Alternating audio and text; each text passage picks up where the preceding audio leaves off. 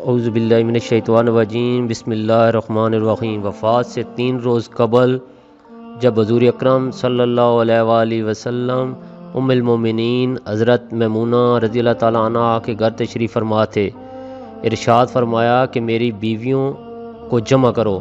تمام ازواج مطہرات جمع ہو گئیں تو حضور اکرم صلی اللہ علیہ وآلہ وسلم نے دریافت فرمایا، کیا تم سب مجھے اجازت دیتی ہو کہ بیماری کے دن میں عائشہ رضی اللہ عنہا کے ہاں گزار لوں؟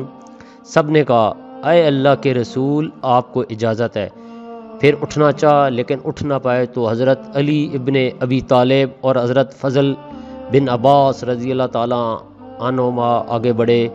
نبی علیہ الصلوۃ والسلام کو سارے سے اٹھا کر سیدہ میمونہ رضی اللہ تعالیٰ عنہ کے حجرے سے سید عائشہ رضی اللہ تعالیٰ عنہ کے حجرے کی طرف لے جانے لگے۔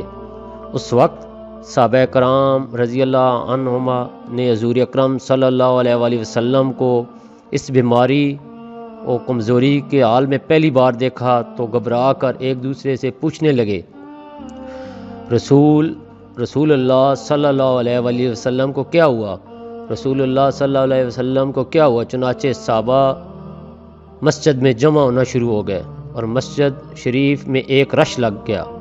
حضرت صلی اللہ علیہ وسلم کا پسینہ شدت سے بہہ رہا تھا۔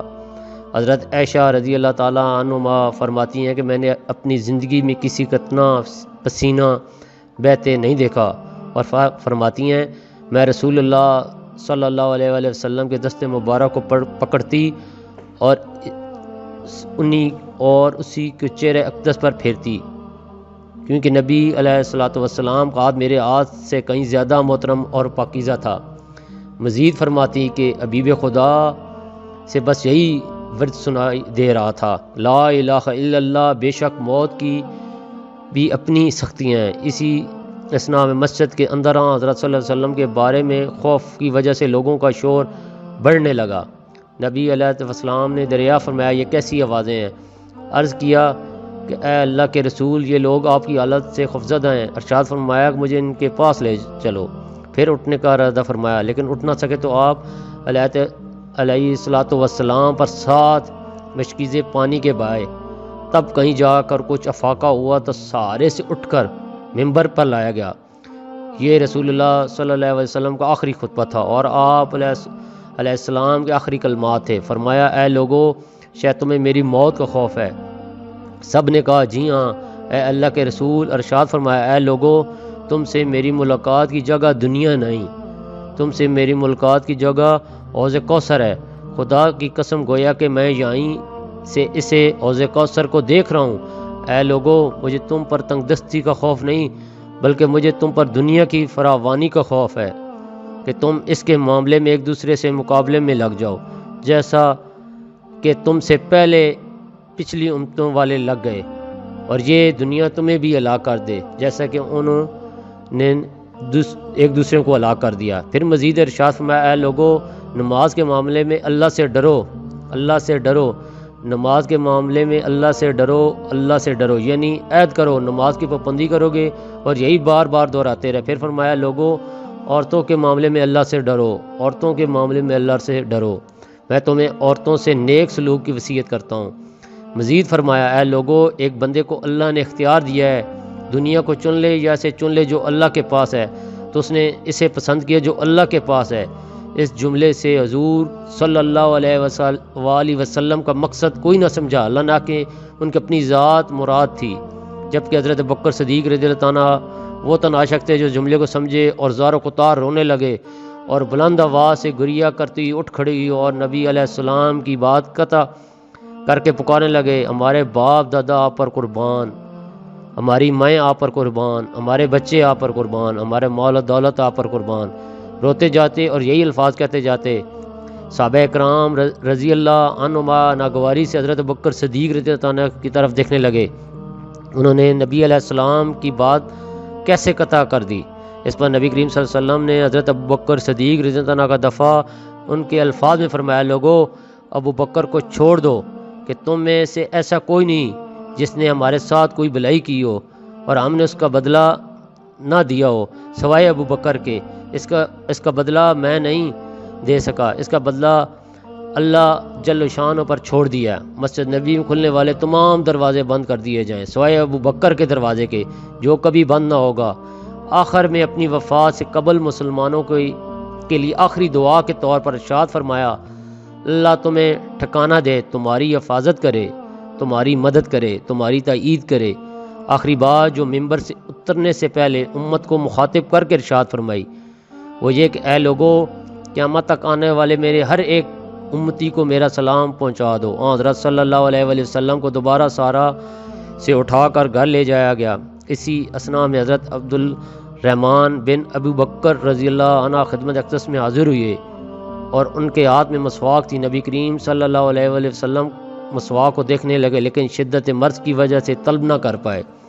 چنانچہ سید عائشہ رضی اللہ تعالیٰ حضور اکرم صلی اللہ علیہ وآلہ وسلم کو دیکھنے سے سمجھ گئی، انہوں نے حضرت عبد الرحمن رضی اللہ عنہ سے مسواک لے نبی کریم صلی اللہ علیہ وسلم کے دان مبارک میں رکھ دی، لیکن حضور صلی اللہ علیہ وآلہ وسلم اسے استعمال نہ کر پائے تو سیدہ عائشہ رضی اللہ تعالیٰ عنہ نے حضور اکرم صلی اللہ علیہ وآلہ وسلم سے مسواک لے کر اپنے منہ سے نرم کی اور پھر حضور نبی کریم صلی اللہ علیہ وآلہ وسلم کو لٹا دی تاکہ دین مبارک اس سے تر رہے۔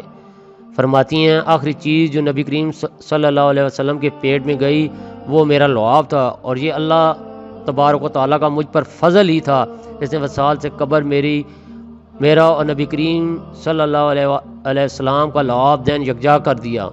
ام المومنین حضرت عائشہ صدیقہ رضی اللہ تعالیٰ عنہ مزید ارشاد فرماتی ہیں پھر آپ صلی اللہ علیہ وآلہ وسلم کی بیٹی فاطمہ تشریف لائیں اور آتی رو پڑی کہ نبی کریم صلی اللہ علیہ وسلم اٹھ نہ سکے، کیونکہ نبی کریم علیہ السلام کا معمول تھا جب بھی فاطمہ رضی اللہ تعالیٰ عنہ تشریف لاتی حضور اکرم صلی اللہ علیہ وسلم ان کے ماتھے پر بوسہ دیتے تھے۔ حضور صلی اللہ علیہ وسلم نے فرمایا اے فاطمہ قریب آ جاؤ۔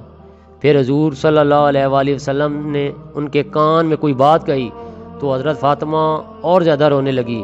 انہیں اس طرح روتا دیکھ کر حضور صلی اللہ علیہ وآلہ وسلم نے فرمایا فاطمہ قریب آؤ، دوبارہ ان کے کان میں کوئی بات ارشاد فرمائی تو وہ خوش ہونے لگیں۔ حضور اکرم صلی اللہ علیہ وسلم کے وصال کے بعد میں نے سید فاطمہ رضی اللہ تعالیٰ عنہ سے پوچھا وہ کیا بات تھی جس پر روئیں اور پھر خوشی کا اظہار کیا تھا۔ سیدہ فاطمہ رضی اللہ تعالیٰ عنہ کہنے لگیں کہ پہلی بار جب میں قریب ہوئی تو فرمایا فاطمہ میں آج رات اس دنیا سے سفر کرنے والا ہوں، جس پر میں ہزاروں قطار روئی۔ جب انہوں نے مجھے بے تحاشا روتے دیکھا تو فرمانے لگے فاطمہ میرے اہل خانہ میں سب سے پہلے تم مجھ سے آؤ ملے گی، جس پر میں خوش ہو گئی۔ سیدہ عائشہ رضی اللہ تعالیٰ عنہ فرماتی ہیں پھر حضرت صلی اللہ علیہ وسلم نے سب کو گھر سے باہر جانے کا حکم دیا۔ مجھے فرمایا عائشہ میرے قریب آ جاؤ۔ حضرت صلی اللہ علیہ وسلم نے اپنی زوجہ مطہرہ کے سینے پر ٹیک لی اور ہاتھ آسمان کی طرف بلند کر کے فرمانے لگے مجھے وہ اعلیٰ عمدہ رفاقت پسند ہے، میں اللہ کے انبیاء، صادقین، شہداء اور صالحین کی رفاقت کو اختیار کرتا ہوں۔ سیدہ عائشہ صدیقہ رضی اللہ تعالیٰ عنہ فرماتی ہیں میں سمجھ گئی انہوں نے آخرت کو چن لیا۔